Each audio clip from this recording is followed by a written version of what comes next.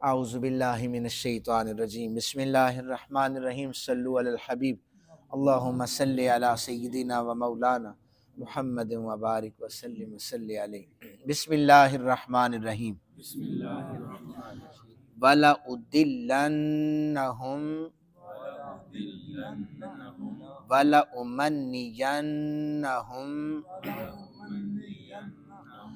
وَلَآمُرَنَّهُمْ فَلَيُبَتِّكُنَّ آذَانَ الْأَنْعَامِ وَلَآمُرَنَّهُمْ فَلَيُغَيِّرُنَّ خَلْقَ اللَّهِ وَمَنْ يَتَّخِذِ الشَّيْطَانَ وَلِيًّا مِنْ دُونِ اللَّهِ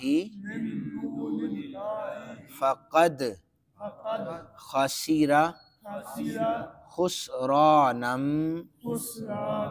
مُبِينًا يَعِدُهُمْ وَيُمَنِّيهِمْ وَمَا يَعِدُهُمُ الشَّيْطَانُ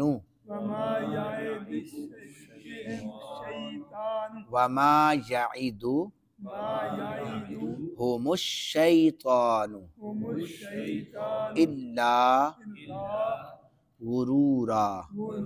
صدق اللہ العظیم۔ ترجمہ سماعت فرمائیں۔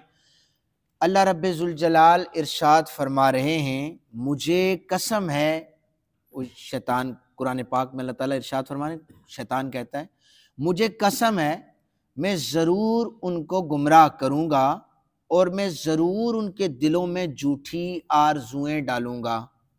میں ان کو ضرور حکم دوں گا کہ وہ ضرور مویشیوں کے کان چیر دیں، اور میں ان کو ضرور حکم دوں گا کہ وہ ضرور اللہ کی بنائی ہوئی صورتوں کو تبدیل کریں، اور جس نے اللہ کے بجائے شیطان کو اپنا مطاع بنا لیا تو وہ کھلے ہوئے نقصان میں مبتلا ہو گیا۔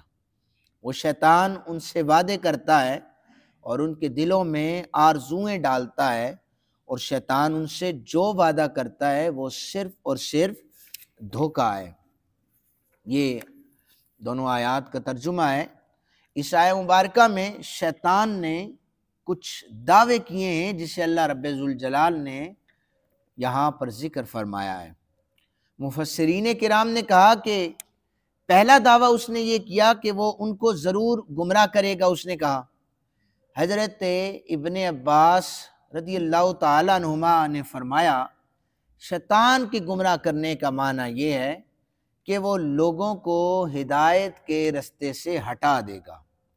اور دوسرے مفسرین نے بھی یہ ترجمہ کیا کہ شیطان کے گمراہ کرنے کا مقصد یہ ہے کہ وہ لوگوں کو گمراہی کی طرف دعوت دے گا، اور پھر اس نے یہ کہا کہ میں جھوٹی آرزوئیں ان کے دلوں میں ڈالوں گا۔ اس تفسیر اس کی جو مفسرین نے کیا انہوں نے کچھ اقوال ذکر کیے۔ پہلی تفسیر حضرت ابن عباس رضی اللہ تعالیٰ عنہما آپ بیان فرماتے ہیں کہ اس سے مراد یہ ہے کہ لوگوں کے دلوں میں یہ آرزو ہوگی کہ نہ ہی جنت ہے، نہ دوزخ ہے، نہ حشر و نشر ہے، یعنی گناہ کرتے چلے جاؤ، نہ جنت کا تصور ہے، نہ جہنم کا تصور ہے، نہ حشر کی پرواہ ہے، نہ ہی اپنے حساب کتاب نامہ اعمال کی پرواہ ہے، گناہ کرتے چلے جاؤ۔ تو یہ ایک آرزو لوگوں کے دلوں میں وہ ڈال دے گا۔ اور ویسے بھی جب شیطان کسی رستے پر گامزن کرتا ہے نا انسان کو، تو پہلی دفعہ انسان کرتا ہے وہ کھٹکا لگتا ہے اس کو کہ یہ میں نے غلط کام کیا ہے۔ دوبارہ وہ غلط کام کرتا ہے، پھر تھوڑا سا اس کو کم شرمندگی ہوتی ہے، کرتے کرتے جب وہ اس ڈگر پر چل پڑتا ہے نا تو پھر اسے کوئی شرمندگی نہیں ہوتی، وہ پھر کھلے عام وہ کام کرتا ہے، اور اپنا جو الٹا کام ہے اس کا جو برا کام ہے اس پر وہ باقاعدہ طور پر دلائل لے کر کھڑا ہوتا ہے کہ میں برا کام کر بیٹھا ہوں، میرے پاس یہ دلیل موجود ہے۔ دوسرا قول یہ ہے کہ وہ ان لوگوں کے دلوں میں توبہ اور استغفار کرنے میں تاخیر ڈال دے گا اور ان کو بڑھتا رہے گا۔ آپ نے دیکھا ہے کہ گھر میں اگر والدین بچے سے کہیں نماز پڑھ لو، کہتا ہے انشاءاللہ صبح سے شروع کروں گا۔ یا اکثر آپ نے دیکھا ہوگا کہ جوانوں کو نماز کی کہیں تو کہتے ہیں ابھی تو عمر پڑی ہے، کر لیں گے۔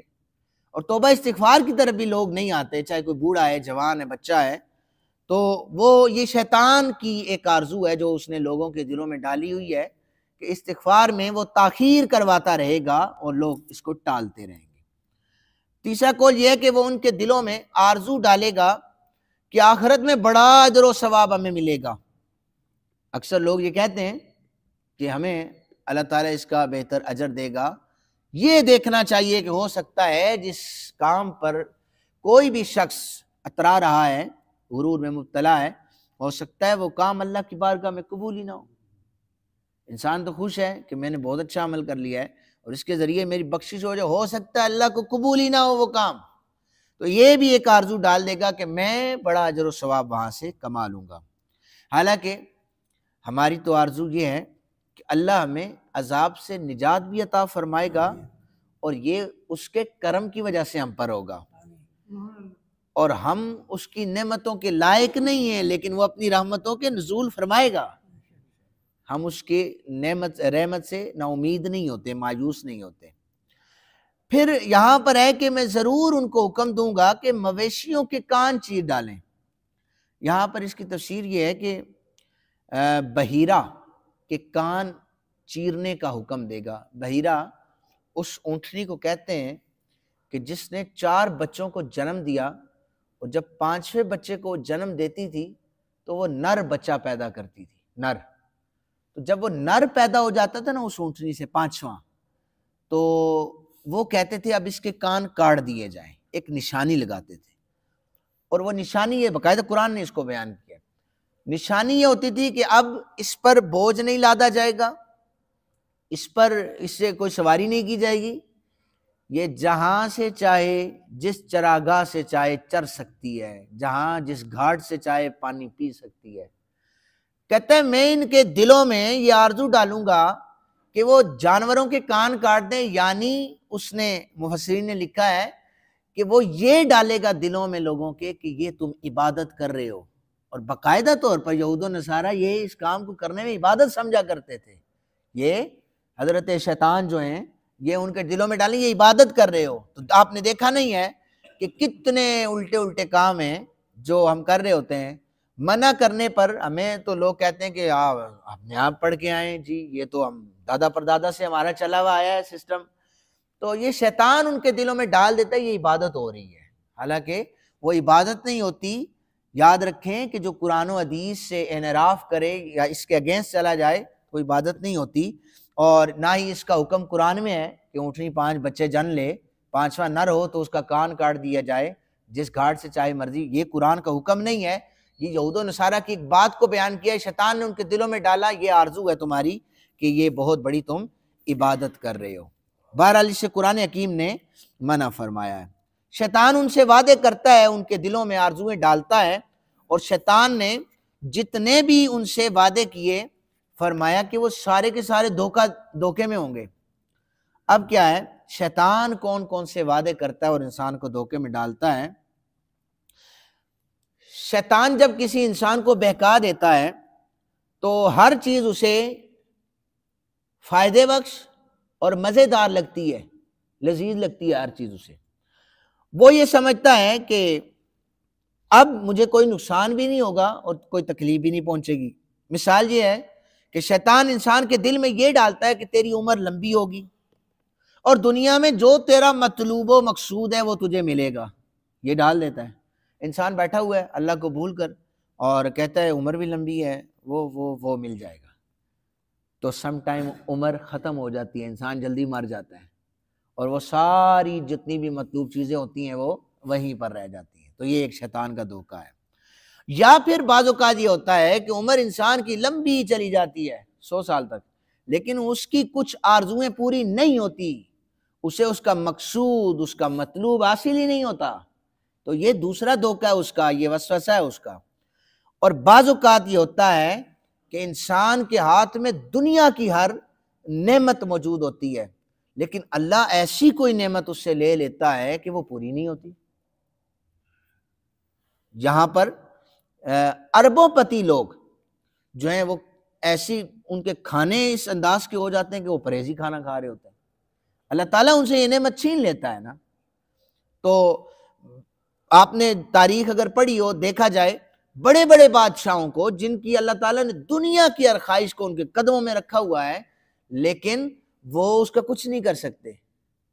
آپ نے نام سنا ہے فرعون کا، اسی طرح شداد کا، قارون کا، تو نمرود کے حوالے سے بھی آپ نے سنا ہے۔ جب اس کے ناک میں مچھر چلا گیا تھا تو بادشاہ تھا، حکیم آ جاتے، اطباء آ جاتے، آ کر علاج کر دیتے نا اس کا۔ تو علاج کیا تھا پھر؟ علاج یہی تھا کہ جو اس کے ہوا دینے والے سپاہی تھے ان کے ہاتھ میں ایک جوتے کا یہ موزہ جو ہوتا ہے اس کا پتاوا بنا دیا، اور جب بھی مچھر ڈنگ اسے مارتا تھا تو اس کا سپاہی سر میں رکھ کے جوتی مارتا تھا۔ وہ بڑی پیاری سی جوتی انہیں بنائی تھی، بادشاہ سلامت کو جوتی مارنی ہے تو اچھی ہونی چاہیے نا، تو وہ بادشاہ سلامت کے لیے اچھی خوبصورت سی جوتی بنائی، اور سپاہی جناب پچھلے بھی بدلے اتارتا تھا اور ہلکی سی ٹھکور لگا دیتا تھا، تو مچھر جو ہے وہ ڈنگ مارنا بند کر دیتا تھا، کچھ گھنٹے اس کے سکون میں گزر جاتے تھے۔ اتنے زیادہ نعمتوں کو اللہ نے جو ہے اس پر نچھاور کیا صرف ڈھیل دینے کے لیے کہ دیکھتا ہوں یہ کتنی میری نافرمانی کرتا ہے۔ وہ نافرمانی کرتا چلا گیا اور ایک مچھر کے ذریعے سے اللہ نے اسے مار دیا۔ تو ہمیں اپنے اس وجود پر اترانا نہیں چاہیے، ہمیں ہر دم اللہ کی رحمتوں پر پورے کا پورا بھروسہ بھی ہونا چاہیے، اس کی نعمتوں پر اعتماد ہونا چاہیے۔ اللہ تعالیٰ ہم سب کو قرآن حکیم پر عمل کی توفیق عطا فرمائے۔ وما علینا الا البلاغ المبین۔